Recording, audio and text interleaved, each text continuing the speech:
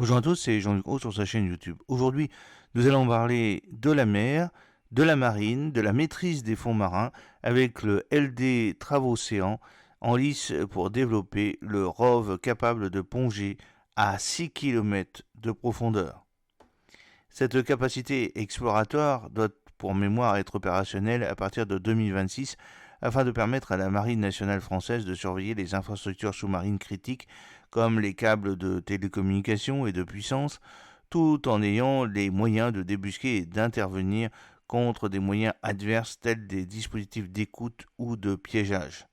Il s'agit aussi d'être en mesure d'aller récupérer des matériels sensibles, par exemple suite au crash d'un avion de combat en pleine mer. Pour cela, la Marine nationale a besoin de deux types d'engins pouvant atteindre les 6 km de profondeur. Un drone sous-marin Autonomous Underwater Vehicle AUV pour observer, sondeur et caméra, les fonds marins dans la durée et sur de grandes surfaces, ainsi qu'un robot téléopéré Remote Operate Vehicle ROV pour investiguer une zone précise et y réaliser les interventions, notamment grâce à des bras articulés. La UV est pour mémoire autonome, alors que le ROV est relié à un bateau-mère par un ombilical via lequel il est alimenté en énergie, transmet en temps réel les images recueillies et est piloté par un opérateur.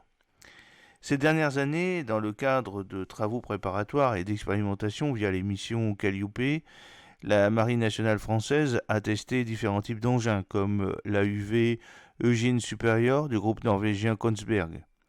Des moyens financiers doivent être obtenus dans le cadre du plan France 2030, mais évidemment, celui-ci veut favoriser le soutien à des solutions françaises pour soutenir l'innovation et les compétences des entreprises nationales. Dans cette perspective, des options étrangères, bien que matures et performantes, ont peu de chances d'être retenues.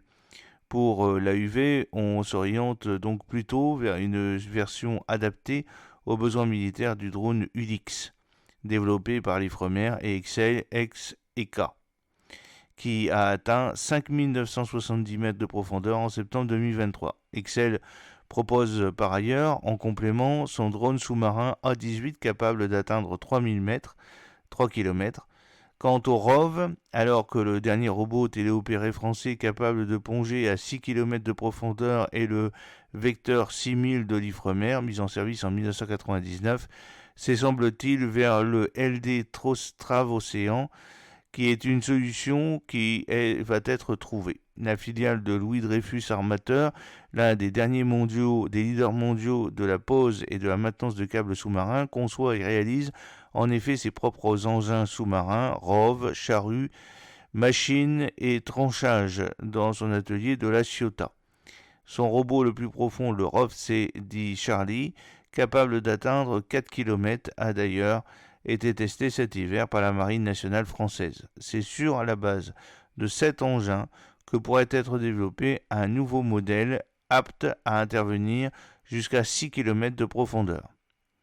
Si pour les AUV, la mise en œuvre est assez aisée, ces engins étant relativement légers, 4,5 m de long pour 1,2 m de large, 80 cm de hauteur et 2,7 tonnes pour l'ULIX, le déploiement d'un ROV profond est en revanche beaucoup plus complexe. Le système avec son câble est en effet très lourd, soit plusieurs dizaines de tonnes, et nécessite dans le même temps des compétences très pointues pour la mise en œuvre et le pilotage. Les militaires ont pu s'en rendre compte cet hiver lorsque le ROV-C a été testé sur le bâtiment de soutien et d'assistance affrété, le BSAA Josano, l'Orge de Toulon, et où tout ne s'est pas très bien passé. Alors que l'AUV pourra être déployé depuis les bâtiments hydro-océanographiques, les futurs bâtiments de guerre des mines, les BGDM, ainsi que les bâtiments de soutien et d'assistance, les BSAM-BSAOM, il faudra que pour le ROV, des navires aptes à déployer de tels engins. Des réflexions sont d'ailleurs en cours pour disposer à terme d'un navire spécifique, une solution retenue notamment par les Britanniques avec le Prometheus et mise en œuvre l'an dernier et spécialement dédiée par la Royal Navy au déploiement de moyens robotisés sous-marins.